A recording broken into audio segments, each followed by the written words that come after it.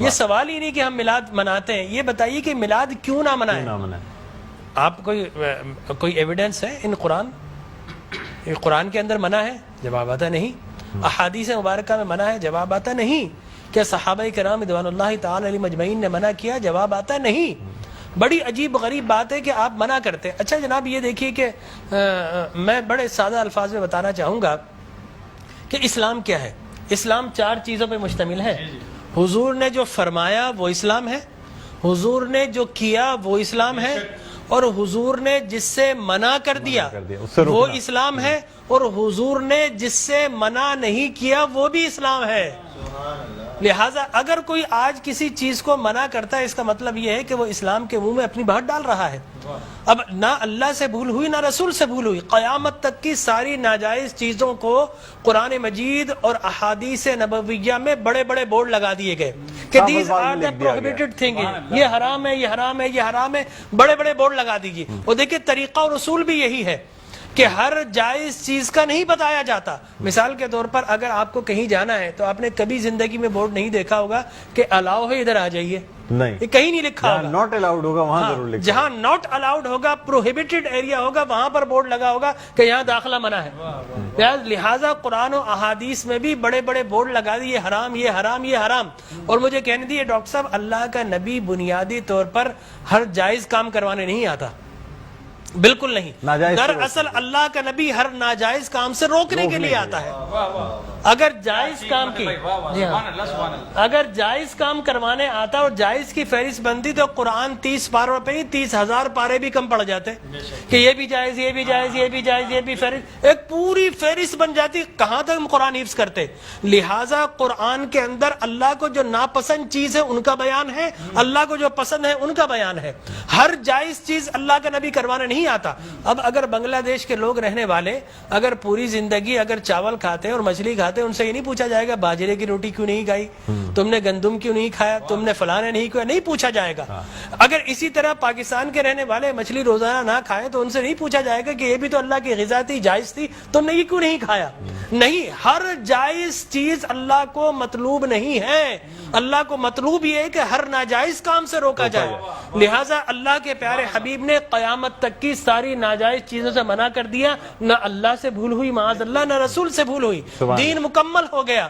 اب اگر کوئی یہ کہتا ہے کہ یہ ناجائز، یہ بدعت، اس کا مطلب یہ ہے کہ کیا تجھ پر وحی نازل ہو گئی؟ باب نبوت تو بند ہو چکا ہے، اب تو کس بنیاد پر کر رہا ہے؟ دیکھیے اب کس بنیاد پر تم منع کر رہے ہو۔ اور میں آپ کو بتاؤں ڈاکٹر صاحب، یہ دین کا مسلمہ اصول ہے کہ کسی چیز کے جواز کے لیے کوئی ضعیف حدیث بھی کافی ہے، لیکن کسی چیز کے حرام یا بدعت ہونے کے لیے قرآن اور احادیث کی نص قطعی چاہیے آپ کو، اور حدیث متواترہ چاہیے، اس کے بغیر آپ کسی چیز کو حرام نہیں کر سکتے۔ اس لیے کہ اسلام گلا گھونٹنے کے لیے نہیں آیا، اسلام تو راحتیں دینے کے لیے آیا ہے۔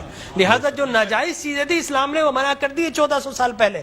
اب اگر کوئی کہتا ہے کہ جناب آپ میلاد کیوں مناتے ہیں، تو میں کہتا ہوں یہ سوال ہی نہیں، بڑے احمق لوگ ہیں جو جائز کی دلیل مانگ رہے ہیں۔ ارے بھائی دلیل تو ناجائز کی ہوتی ہے، لہٰذا آپ ناجائز کی دلیل دیجئے کہ قرآن میں منع کیا کہ احادیث میں، بلکہ اب میں یہ کہتا ہوں اس بات کے بعد آپ قرآن پڑھیے، اللہ تبارک و تعالی نے 5 نبیوں کا میلاد قرآن میں بیان کیا ہے۔ حضرت آدم علیہ الصلوۃ والتسلیم کے میلاد نامے قرآن کے 5 رکوع پر متفرق، پہلا واقعہ ہی میلاد نامہ آدم ہے۔ فرشتوں کو جمع کیا، میں آدم کو پیدا کرنے والا ہوں، کیا کریں؟ سیلیبریشن کرو۔ آدم کی ولادت کا موقع، نفخت فیہ من روحی فقعوا لہ ساجدین، جیسے ہی میں یہ آنکھ کھول دے، یہ پیدائش ہو جائے، ولادت ہو جائے، تو تمہیں کیا کرنا ہے؟ اس کو سجدہ کرنا ہے۔ اللہ تبارک و تعالیٰ فرماتا ہے کل مجمعون الا ابلیس، سارے فرشتوں نے سیلیبریٹ کیا، آدم کو سجدہ کیا سوائے ابلیس کے۔ تو معلوم یہ ہوا کہ جس نے میلاد منایا اللہ نے اسے نورانی قرار دے دیا، اور جس نے انکار کیا اللہ نے اسے شیطانی قرار دے دیا۔ سبحان اللہ سبحان اللہ۔ لہٰذا اسی طرح میں 2 منٹ بس، اسی طریقے سے سورہ قصص میں حضرت موسیٰ علیہ الصلوۃ والتسلیم کی میلاد نامہ اللہ نے 28 ابتدائی آیات میں بیان کیا. اور حضرت یحییٰ علیہ الصلوۃ والتسلیم کا میلاد نامہ سورہ مریم میں کیا سلام علیہ یوم ولدا، سلام ہو یحییٰ پر کس دن؟ جس دن وہ پیدا ہوئے. لہذا نبی پیدا ہو رہا تو اللہ سلام بھیج رہا ہے. اور پھر حضرت عیسیٰ فرماتے والسلام علیک یوم ولدت ویوم اموت ویوم ابعث حیا، سلام ہو مجھ پر جس دن میں پیدا ہوا. سرکار نے فرمایا. اور پھر اللہ تبارک و تعالی نے ووالدین وما ولد کہہ کر حضور کے میلاد کو بیان کیا. اور حضرت مریم کی میلاد کو اللہ نے سورہ آل عمران میں بیان کیا. پھر سرکار نے فرمایا کہ میرے غلام الجمعۃ عید للمسلمین. لوگ کہتے ہیں 2 عیدیں، تیسری عید مل گئی. حضرت عمر بن خطاب سے پوچھا کہ یہ الیوم اکملت لکم دینکم، یہ آیت ہمارے نبی پر نازل ہوتی تو ہم 2 عیدیں مناتے، ہم تو بطور عید مناتے.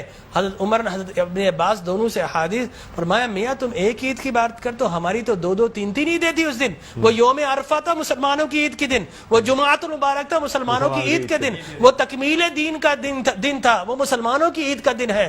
لہٰذا یہاں پر تو پہلی، دوسری، تیسری، چوتھی، 5ویں نہ جانے کتنی عیدیں. اور صحیح مسلم کی حدیث مبارک رسول اللہ نے 5 عیدیں بیان فرما دی. ایام تشریق، ایام یوم نحر، اس کو سرکار نے عید قرار دیا. لہٰذا معلوم یہ ہوا کہ سرکار دو عالم. اور پھر میں عرض کر رہا تھا کہ آدم پیدا ہوئے، فرمایا الجمعۃ عید للمسلمین، جمعہ مسلمانوں کی عید کا دن. فرمایا رسول اللہ کیوں؟ فرمایا فیہ خلق آدم، اس لیے کہ اس دن تمہارے باپ آدم پیدا ہوئے. معلوم ہو آدم پیدا ہو تو عید کا دن، اور جس دن فخر بنی آدم پیدا ہو ہزاروں عیدوں کا عید. یہ عید بھی ہے اور یقینی طور پر جشن بھی ہے. دیکھیے حضرت عیسیٰ ابن مریم علیہ الصلوۃ والتسلیم پیدا ہوتے نا، اللہ تبارک و تعالی حضرت مریم کے پاس پینے کے لیے کچھ نہیں تھا. اللہ فرماتا وَهُزِّ إِلَيْكِ بِجِذْعِ النَّخْلَةِ تُسَاقِطْ عَلَيْكِ رُطَبًا جَنِيًّا، اے مریم گھبرا مت، اللہ کے میرا نبی آنے والا، اس کی ولادت ہونے والی ہے. یہ سوکھا ہوا درخت ہے، اس کو ہاتھ تو لگا. حضرت مریم جیسے ہی ہاتھ لگاتی ہیں اللہ تبارک و تعالی میلاد عیسیٰ کی خوشی میں اس کو ہرا بھرا کر دیتا ہے اور پانی جاری و ساری کر دیتا ہے. تو اللہ تبرک بھی دیتا ہے، اللہ تبارک و تعالی اسے سیلیبریٹ بھی کرتا ہے. تو یقینی طور پر میلاد النبی صلی اللہ علیہ وسلم کے اگر جواز کی آپ بات کریں گے صبح ہو جائے گی. میں قرآن سے بھی بیان کرتا رہوں گا، میں احادیث نبویہ سے بھی بیان کرتا رہوں، لیکن ناجائز کی ایک دلیل اگر کوئی ہمیں دینا چاہے تو ہم موجود ہیں میٹرو ٹی وی پر، کوئی ایک دلیل ہمیں دے دے. لوگ کہتے ہیں بدعت یہ بدعت. او بھائی بدعت، ہر نیا کام بدعت نہیں ہوتا، ہر نیا عقیدہ بدعت ہوتا ہے.